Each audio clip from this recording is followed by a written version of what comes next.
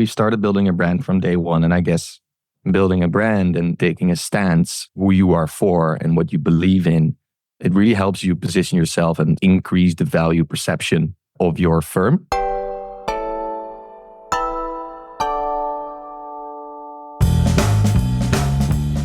Hello and welcome to Confessions of a B2B Entrepreneur with your host, Tom Hunt. And today we have Max on the show. Max is going to be talking about how he has built a quite awesome B2B marketing agency called Unmuted, based in the Netherlands and focused on, at least for now, the market in the Netherlands. And we focus this episode really around what he's doing to build the company, less about B2B marketing, although we also touch on that, but I'm more interested in how Max has been able to grow and set up this company. So we'll jump into that in a second. Before we do, I have to give a quick shout out to fame.so, who are producing this show. They help find the guests. They produce this audio, the video, and then they also are responsible for promoting the show. So thank you to Fame. If you like a show like this, go to fame.so, request a proposal, say that you came from Confessions of a B2B Entrepreneur, and we will make sure we look after you during that process. So let's jump into this episode with Max now. Max, welcome to the show. Thanks for having me. Max is the founder of Unmuted, B2B SaaS marketing agency based in Amsterdam. And what we plan to cover today is an overview of how Max has built the company. And to do this, I'd love to dip into roughly 6 to 7 different areas like sales, finance, marketing, positioning, operations, etc. So Max, does that sound good to you? Sounds like a plan, Tom. I'm excited for this episode. Amazing. So let's kick off. Well, actually, I have a question that I would love to ask you first is, as a founder of the company, roughly how much time do you spend at the moment, like doing the B2B marketing for the clients versus building the company? So it has been different in different phases of the company, right? So early days, I was doing it. I was doing everything. I was the company. I was the consultant.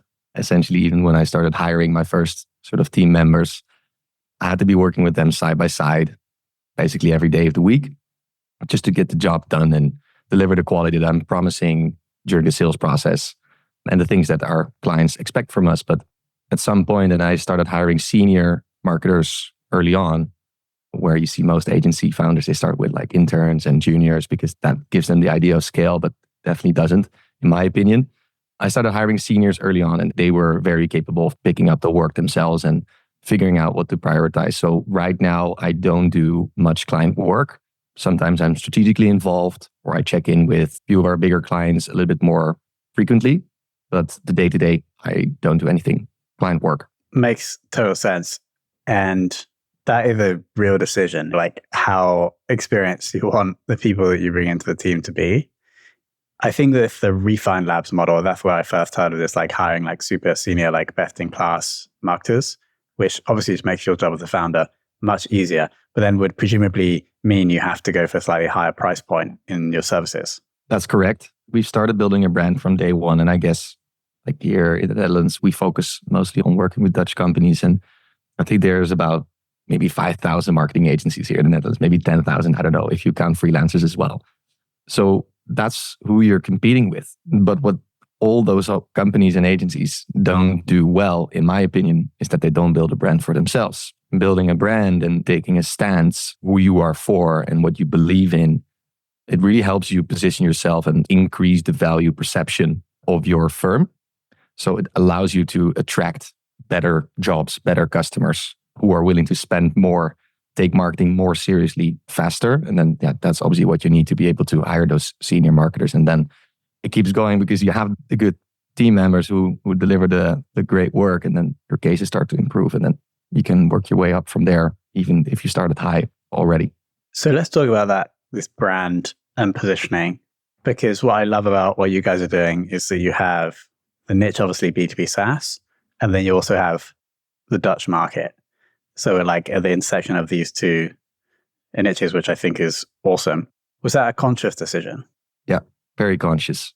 So as you mentioned, yes, we focused on the B2B SaaS industry. And then within B2B SaaS, we distinguish vertical products and horizontal products. We only work with vertical products. So the ones that solve some sort of critical business issue with their solution, and typically they charge like a high price for that solution. And then typically there's a long buying journey involved, which means you need to stay top of mind for a very long period of time.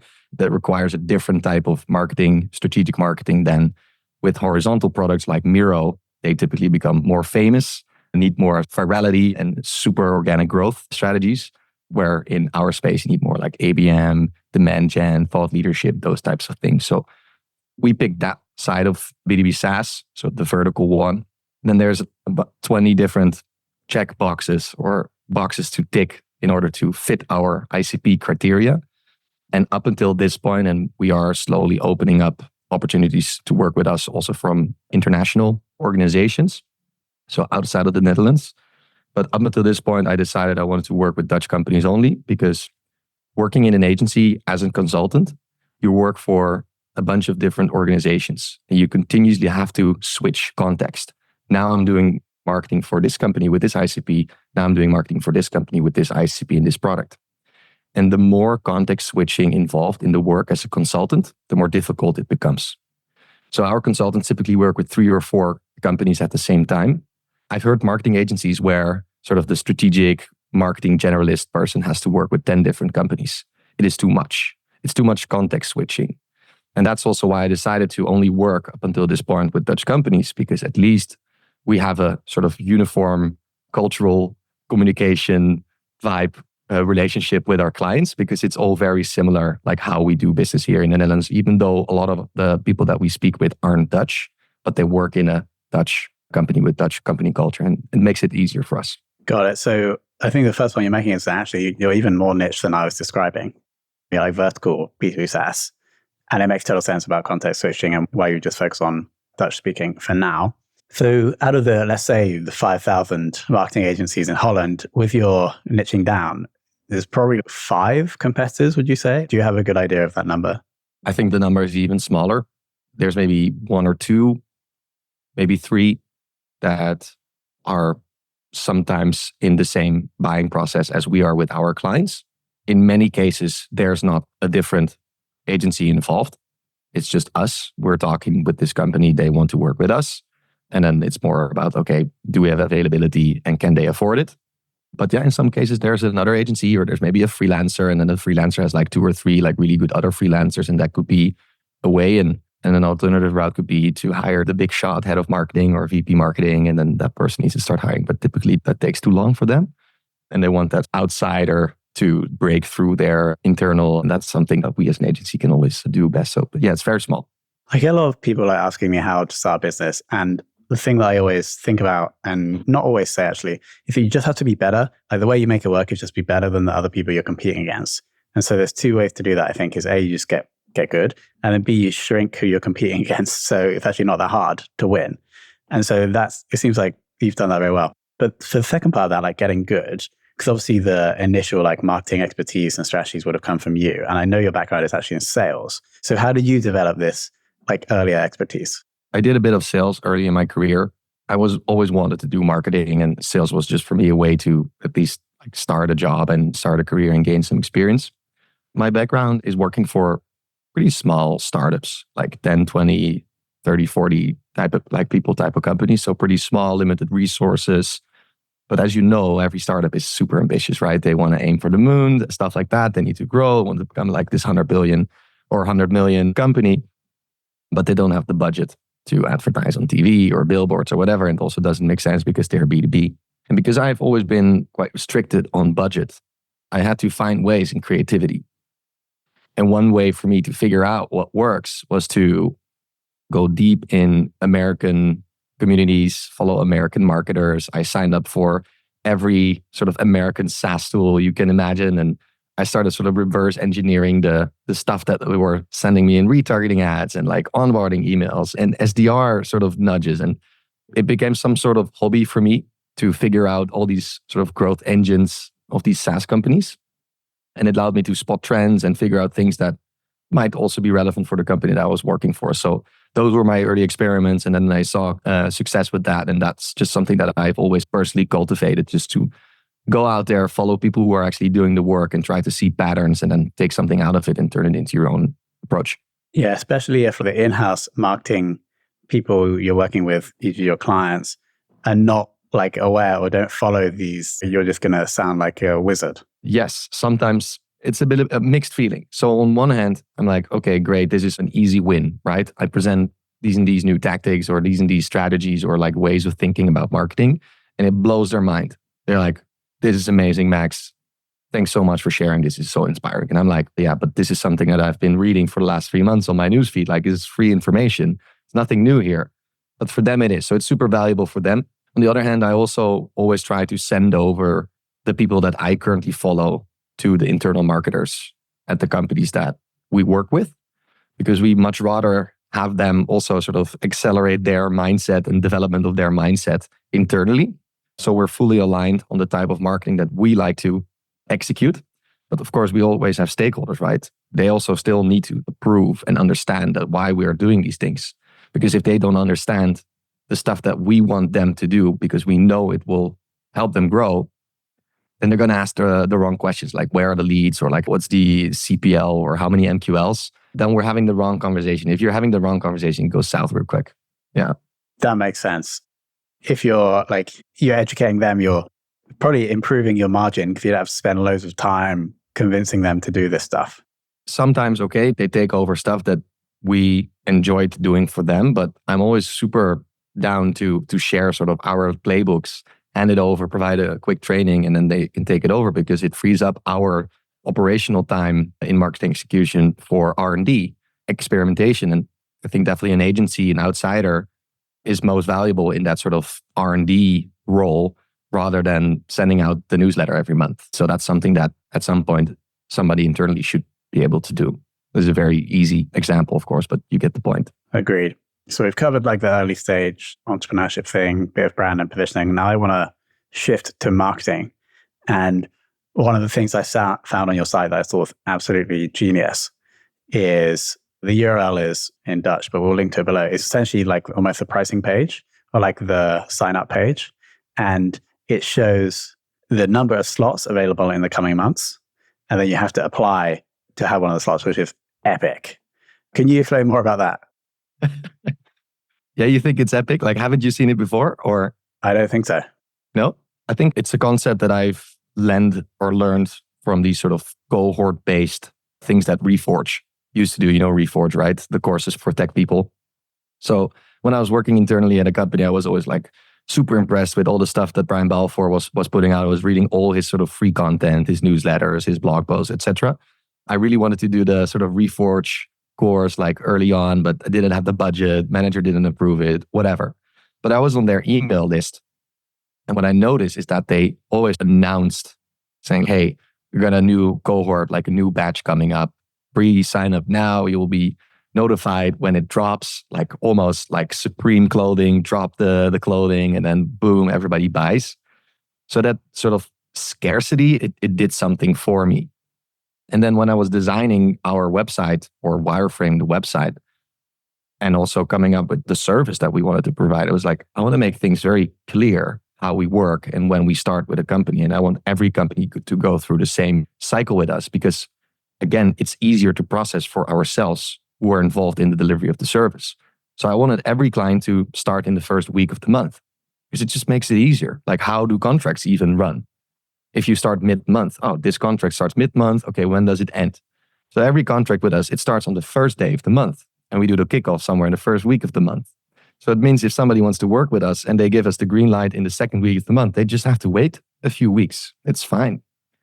And then I took that concept and turned it into this page. And then what I'm now seeing is that people reach out to us and asking like, hey, I see there's only one spot available. Can we talk? Like, we can be quick. What's possible? Can we make a reservation? And that's so cool. Well, what I think is clever here is that most agencies do have that scarcity. They just don't communicate it. And so simply just showing the world that you can only take 2 clients per month will probably increase the conversion rate. So I think this is absolutely awesome. I would definitely think so. Like, wouldn't this concept work for your business as well, Tom? It absolutely would. Literally thinking we should, adding to my to-do list, get the designer to develop the webpage. But it could already be like a small sort of sentence saying like, hey, we only accept X amount of clients per quarter, claim your spot like sooner than later, something like that. Yeah. It could already be enough. You can start very lean and then... Like super small experiment. And then the next quarter, like when somebody mentions it during a sales conversation, because they are going to mention it because they read it, they're like, oh yeah, do you guys still have availability? Then you know that this is a big factor for them and then you can expand on the idea. Totally agree. Cool. Let's talk about other things you guys are doing in marketing. I found a headline generator, so unmuted.com/headline generator. How are the leads? To be honest, not great. And also only a handful up until this point. We had the idea before ChatGPT and then we didn't execute on it. And then ChatGPT came and they were like, okay, but now it's even cooler to get like a non-ChatGPT sort of handwritten headline. And then we might be able to get like these B2B SaaS companies to share their website. And then within 2 days, our copywriters worked some magic. We've done it a few times. Literally, like out of the 5 times that we did it, like one time we got a thank you, literally from them. 3 times like fully ghosted. And like one time some sort of weird follow-up question. I was like, who are these people who are like getting this free help and not even saying thanks or something? So we're not promoting it. Some people discover it. We actually got one request the other day from a company that's like tier 1 ICP for us. So let's see how that goes. But I'm not super excited about the tactic.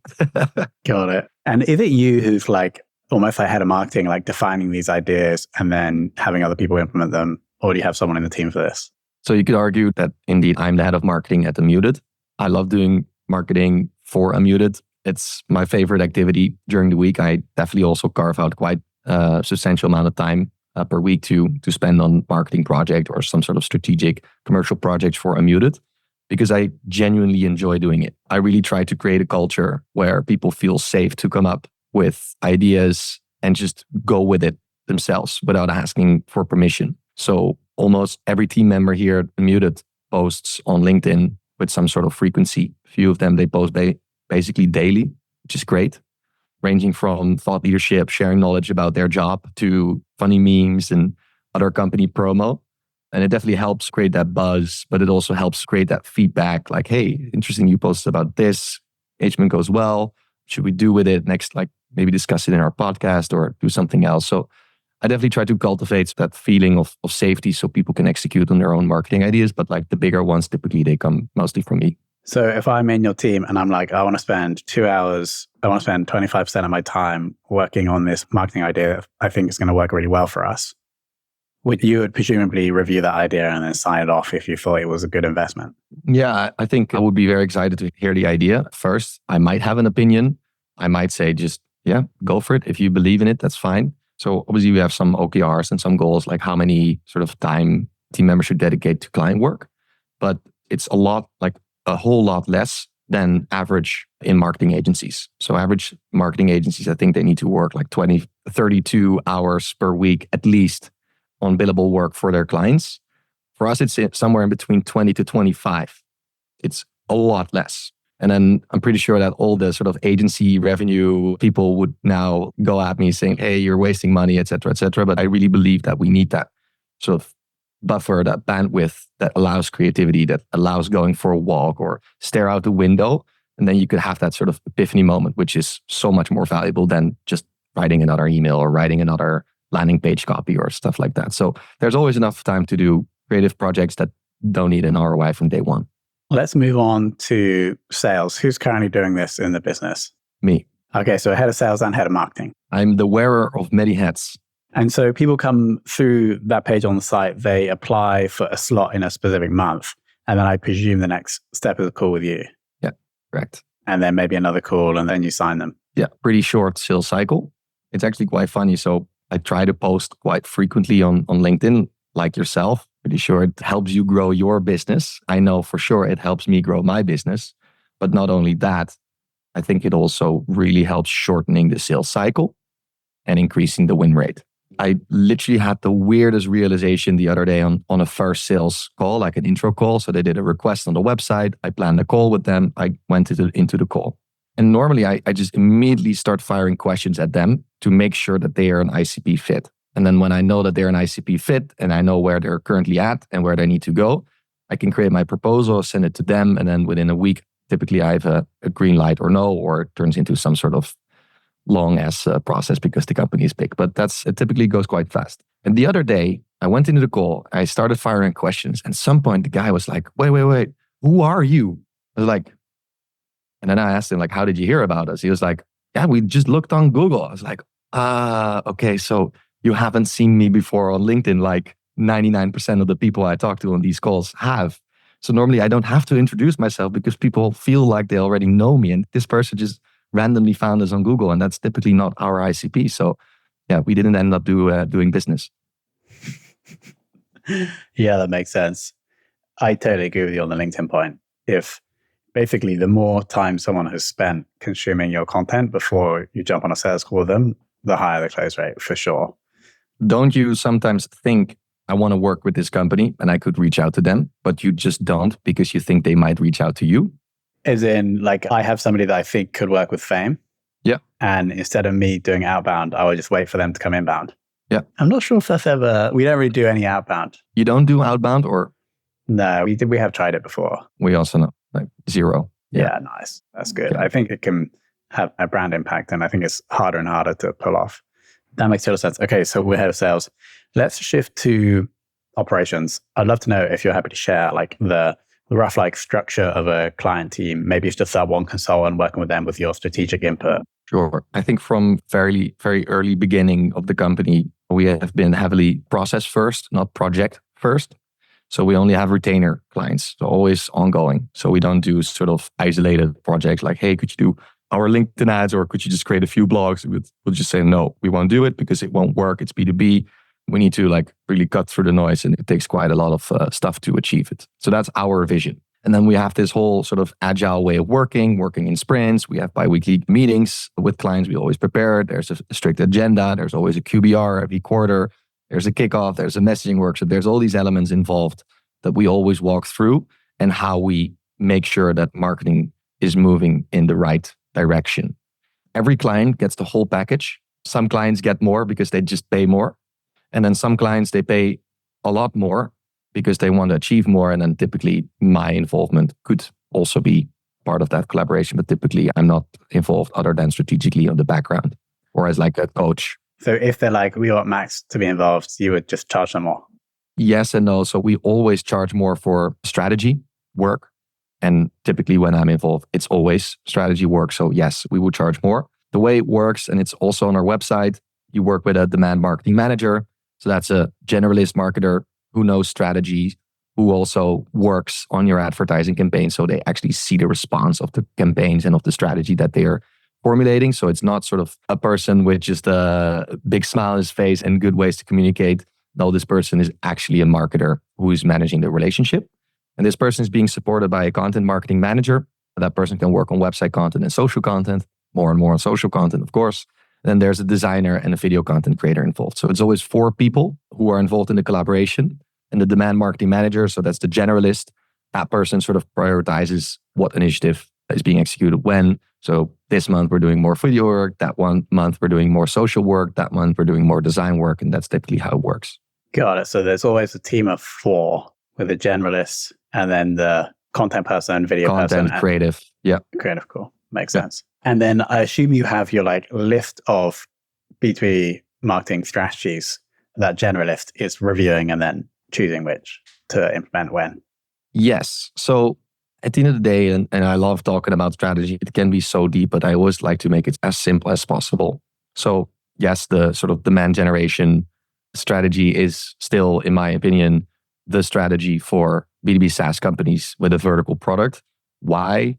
Because most people that are in your ICP that have the problems that you can solve, they don't wake up with clear thoughts that are aligned with what your product does, right? They think in their problems and they think in solutions that they already know, which could be Excel, which could be a consultant, which could be hiring a person, which could be ignoring the problem, which could be a bunch of things. But typically they have no clue that there's some sort of enterprise software out there that magically solves this problem, only if you pay maybe 100,000 euros to buy the software.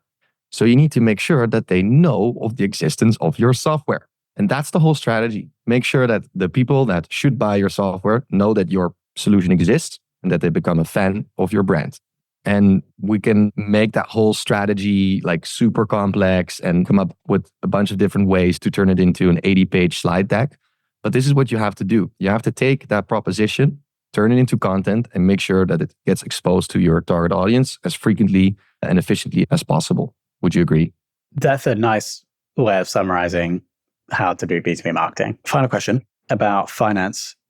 Is this also you? Like, are you the person who's reviewing the numbers at the end of the month and then tweaking how you work to optimize them? So early in my career, I worked for a startup. They were very nice entrepreneurs. They were very open in the way they ran their business. The CFO, he stood in front of the team every month with the P&L on screen, with the whiteboard and the marker. And he said, okay, what do you think? What should we put here in forecast? Okay, if you put that here, what do you think needs to happen? So at a very young age, I started understanding the concept of a P&L and of a forecast and how to model these things and what goes where. So that's just me being lucky, being at the right place at the right time early on in my career, I guess. So for the first couple of years, I did the whole finance thing myself. Of course, I have an accountant. They help with all the tech stuff. We have a lot of that here in the Netherlands. But most of the finance stuff, I mostly did myself. So we do keep track of our time. That's something that the consultants do. We have created this whole model where we throw that time tracking data in 2 times per week. We've added a few metrics in there, essentially all the retainer contracts that we have with our clients. And then it calculates where we are in the month and how fast we are going compared to that commitment that we have with our clients. And our vision is that we want to deliver the quality as smoothly as possible throughout the month, instead of doing like peak early in the month and then not doing anything, because then clients start thinking like, hey, wait a minute, we were doing all these fun things and now we're not. So we really try to spread that even. So everybody's part of that sort of delivery game of providing a good quality service for the amount that they pay. Recently, I think a year ago, my brother joined Interim 1 day a week as a finance manager. He's super good at all that stuff. And I really love brainstorming with him or chatting about financial situations or challenges or plans that I have in terms of hiring, and to make sure that he also thinks that the decision that I'm making makes sense from a financial point of view. Because at some point, we're getting bigger. It's getting more serious. It's nice to have that sort of second brain in there, but that's how we do it. The startup you're at before the CFO running through the P&L, that's absolutely epic. Something that maybe I'll consider doing. And then the other point you make about, I've never thought about, like, if you are going to do X amount of things for a client in a month or in a quarter, let's just like spread that out to manage like the emotional journey of the client almost. Super, makes total sense. And it is great to have that person to bounce finance stuff around with. So my final question is, as the business grows, do you see yourself doing more of the business building stuff or the B2B marketing stuff? Business building for sure, but I've always been out there like navigating where marketing is going next, figuring it out. I'm traveling quite a bit. I went to Austin, Texas and New York earlier this year, going to Boston next week, just to meet people who are in the weeds, doing the work, understanding what they are talking about right now. That's a really nice source of inspiration for me. And I like to take that back and then reflect on it and share it with my team and see how it could apply to our clients. So that sort of vision development will always be a very important role for me, because it makes sure that we can position ourselves as the leaders or like front row B2B marketing agency. And I think I will always be doing marketing for Unmuted, but not necessarily for clients other than strategy. So it's like a combination of the visionary and the integrator role from EOS that you're going to be doing as you're going forward, like building, but also being the person who's setting like the vision. Correct. Makes total sense. Max, it sounds like an absolutely awesome way of starting a business. As I said, like the really simple way of starting a business, in my opinion, is just like working out how you can be better than everyone else. And it seems like you've done that quite well in the market that you've chosen. So awesome work. Thank you so much for coming on. Obviously, we're going to link to the site. We'll link to your LinkedIn. Anything else we should link to or mention? LinkedIn, and definitely check out some of the team members at Muted. Definitely check out Jonas van der Poel. Definitely check out Iris Dings, because they are posting amazing content on LinkedIn as well. Definitely give them a follow. We will link to them in the show notes. Max, awesome. Thanks so much for coming on. Thanks, Tom. All right, what an awesome piece of entrepreneurship. Thanks for coming on, Max. It's just a great example of understanding how you can win, how you can be better than your competition. That's ultimately, if I had to sum up competitive strategy in one sentence, it would be that. Work out how you can be better than your competition? E.g., what are your personal strengths? And then who are you competing against? And can you shrink that market so you're competing against less good people to make your life easier? Now, I have a review here from Gabe Lullo. It's very complimentary. Tom is the man. Tom's impressive lineup of guests provided me with valuable insights into B2B marketing and entrepreneurship. Thank you so much, Gabe. Really appreciate that. If you would like a shout out on the show, go to Apple Podcasts or Spotify, leave a review, send me a screenshot on LinkedIn or by email, tom@fame.so, and I'll get you and your business a shout out on this show. Quick thanks to Fame for producing this, fame.so. Feel free to go and check out the site. And then, of course, thanks to you for listening.